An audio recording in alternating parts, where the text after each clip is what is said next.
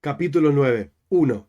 Es algo claro y explicado claramente en la Torá que ella, la Torá, es una mitzvah, es un precepto que se sostiene por toda la eternidad.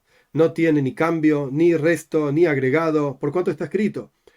Dice Dios, esta cuestión que yo les mando a ustedes, cuídenlo para hacer, no le agregues y no le restes. Y está escrito, y las cosas reveladas son para nosotros y nuestros hijos por siempre, para hacer todas las palabras de esta Torá.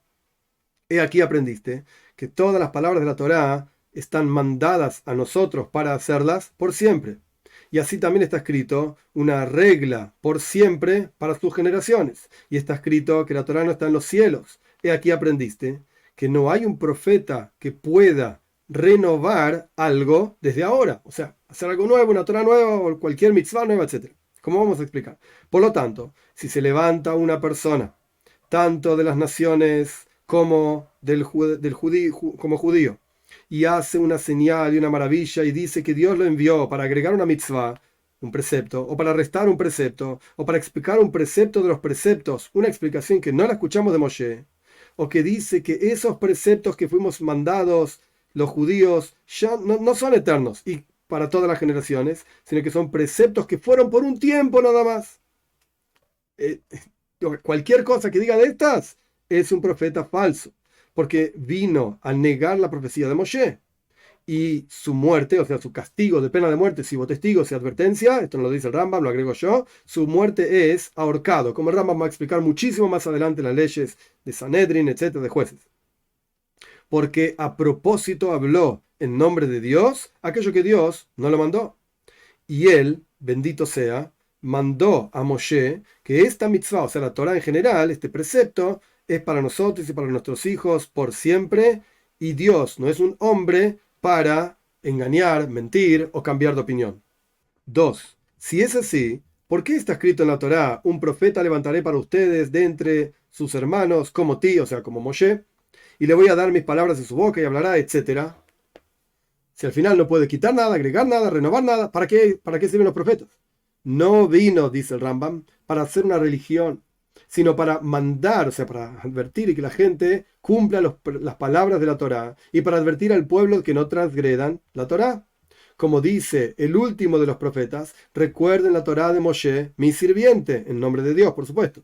Y así también nos mandó en todo el resto de las cosas de dominio público, o sea, que uno puede hacerlas o no hacerlas. Como por ejemplo, para esto viene el profeta, vayan a tal lugar o no vayan a tal lugar, hagan guerra hoy o no hagan guerra hoy, construyan esta muralla o no la construyan. Es una mitzvah, es un precepto de la Torá escucharlo a él.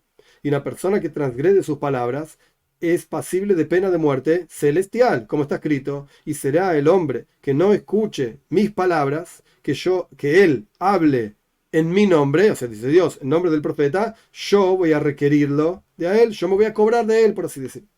3. Y también un profeta que transgrede sus propias palabras, y un profeta que conquista, o sea, retiene su propia profecía, recibe pena de muerte celestial. Y en los tres casos, o sea, en el caso de la ley 2, en cuyo caso el profeta habla algo que Dios no le dijo, o en el caso de la ley 3, que el profeta decide transgredir sus propias palabras, o el profeta decide no decir sus palabras, en los tres casos está escrito, yo, dice Dios, voy a requerir de él, voy a cobrarme de él, por así decir, muerte celestial.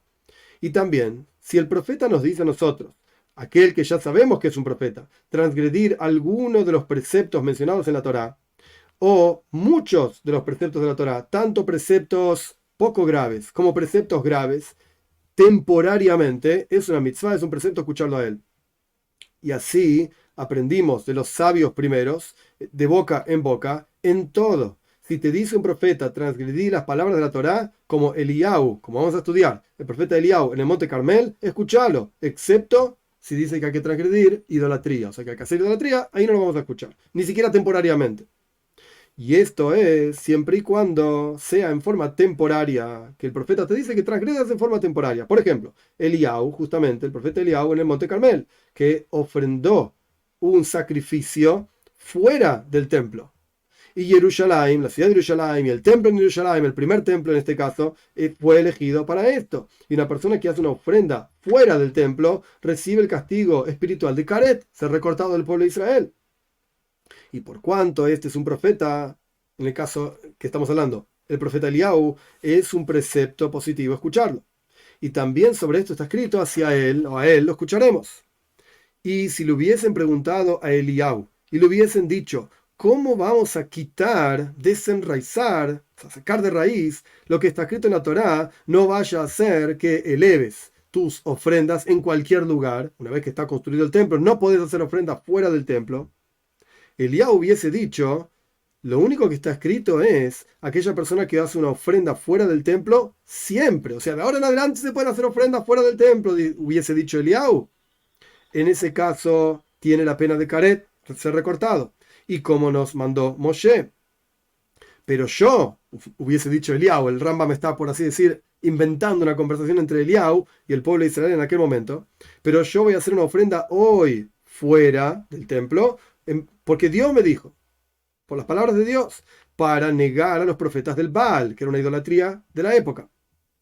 Y de esta misma manera, si mandaron todos los profetas transgredir en forma temporaria, es un precepto positivo escucharlos a ellos. Y si dijeron que esta cosa queda desenraizada, quitada por siempre, entonces su muerte, siempre y cuando haya testigos y advertencias, esto lo agrego yo, no está en el texto del Rambam, es a través de ahorcarlo, que está explicado mucho más adelante cómo era el proceso.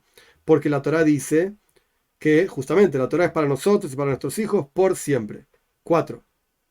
Y también, si quitó alguna de las cosas que ya aprendimos de boca en boca, Torah escrita y Torah oral, en este caso está hablando el Rambam de algo oral, porque lo que dijimos anteriormente respecto del Eliyahu en la ley 3 es algo que está escrito en la Torah, en el versículo, pero ahora estamos hablando de algo que aprendieron nuestros sabios en forma oral.